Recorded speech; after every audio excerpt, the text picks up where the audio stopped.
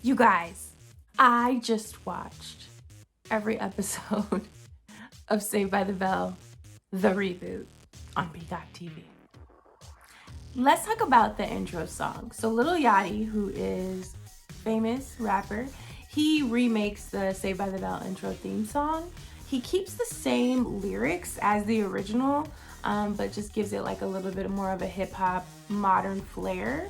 Personally, I feel like if they were gonna redo the intro, maybe they should have changed the words, or I don't know, or kept the old one. I don't know. I'm not like 100% sold on the intro song, but maybe these Gen Zers, because they love Lil Yachty, and this, series is not about the old as much about the old school Saved by the Bell people, but bringing in new fans. So I see why they did it, but they could have changed it up a little bit with the words. I don't know. Okay, so because I'm such a big Saved by the Bell fan, I had my doubts about this reboot. I mean, I was okay with other reboots, but Saved by the Bell is basically like my childhood. So if they screwed it up, I mean, I would never be able to forgive NBC or Peacock. Like, seriously, I'm a huge fan, okay? I went to Saved by the Max when it opened up in LA. I have made my honorary uncle, Bennett Tramer, who was the creator of so many of the characters we love and a writer on Saved by the Bell. I've made him my uncle, and he knows that. So the premise is a little different because we're looking at these kids that are from a different high school, from an inner city high school, and they have to go to Bayside High because of budget cuts. So their school gets shut down. They have to be bused 2 hours to Bayside High, and for them, Bayside is everything, right? It's like a TV show to them. These kids seem so rich to them, and quite frankly, the main kids from Douglas High School feel like they're never gonna fit in. Okay, let's talk about the new characters on Saved by the Bell, the reboot. So these high school kids are just layered, and I think it's a sign of the time because television has evolved and has matured so much since the 1990s and 80s with the original Saved by the Bell, and this show definitely represents that. Let's start with the kids from Douglas High, so that inner city high school that I was telling you about. So there's our main character, Daisy. She's like the leader of the crew.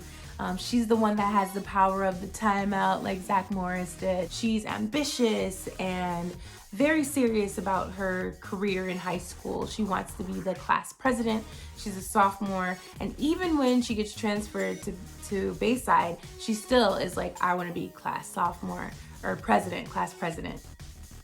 Daisy's loyal bestie is Aisha, played by Alicia Pascual Pena. This girl is awesome because look, she's a football player and she plays on the boys team. But I feel like a lot of television series and even movies get so caught up in like the stereotype of like, oh, if she's playing football or if she's playing a boys sport, then she has to be very tomboyish. Well, Aisha is not that. She's trendy and adorable and still like can kick your butt on the football field. And I love that about her character. Another character from Douglas High that they focus on is Devontae. And Devontae is played by Dexter Darden. Devontae is this like kind of bad boy who is like a football player, but he finds his true calling when he gets to Bayside. And it's not what you would expect it to be from this guy. So Zack and Kelly had a son. Their son is Zack Morris, and as you can probably expect, he is a prankster. He's kind of the leader of his little crew. He looks just like Zack Morris with the blonde hair and the cute smile. Like I said, he's a prankster. He's kind of shallow, kind of vapid, like his father before him. But because of these Douglas High kids kind of showing him that there's more to life than, Bayside High, he learns some things, and I like that about his character. Another Bayside kid that is on this roster and also the spawn of an original Saved by the Bell character is Jamie Spano, Jesse Spano's son. Yes, he's adorable, he's charming.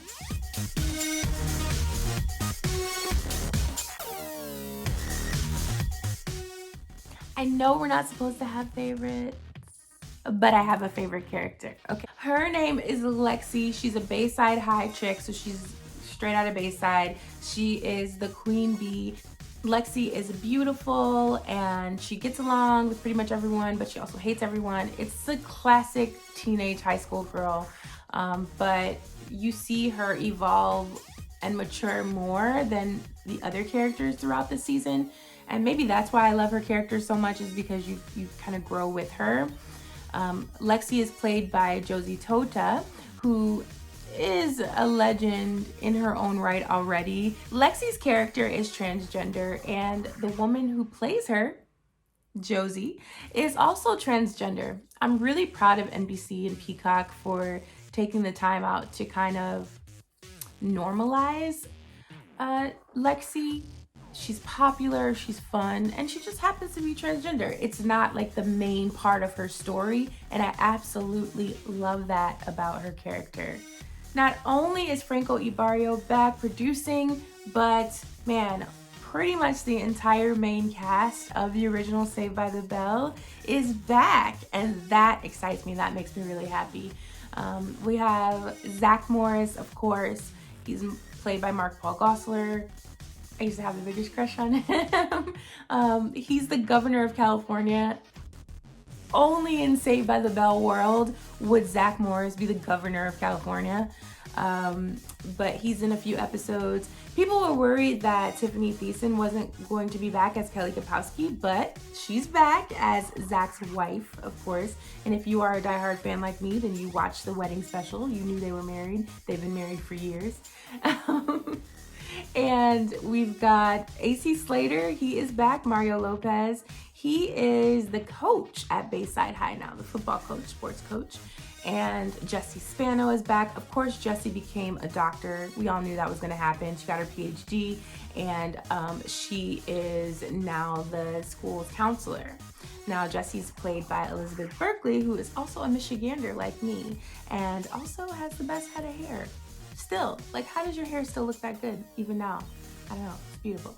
But yeah, so there was some controversy about Lark Voorhees coming back because of some issues that she's been having with her mental health.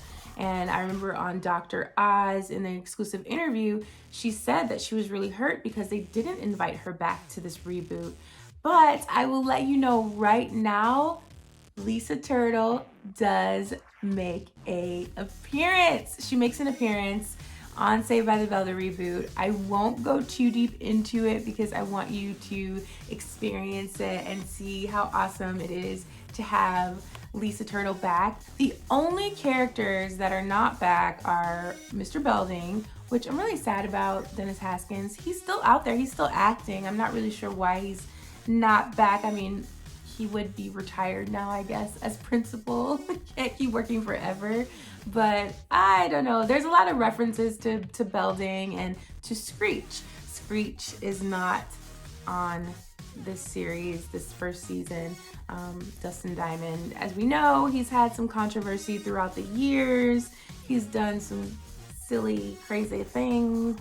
And honestly, like, at first I was upset when I heard that Screech wasn't coming back because I feel like the whole team needs to be there. But I got to thinking, and I was thinking about the reboot of Full House and how I was so worried that without Mary-Kate and Ashley as Michelle, it wouldn't feel as authentic. And I was wrong.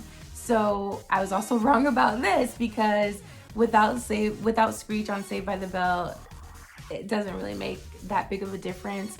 And that could be because the show isn't really focused on our old characters. It's about these new characters and watching them evolve and watching their relationships. So sorry, Dustin, you weren't on there, but you weren't really missed that much. So I don't really have a lot of bones to pick with this show. Like, I feel like you're either gonna love it or it's not for you.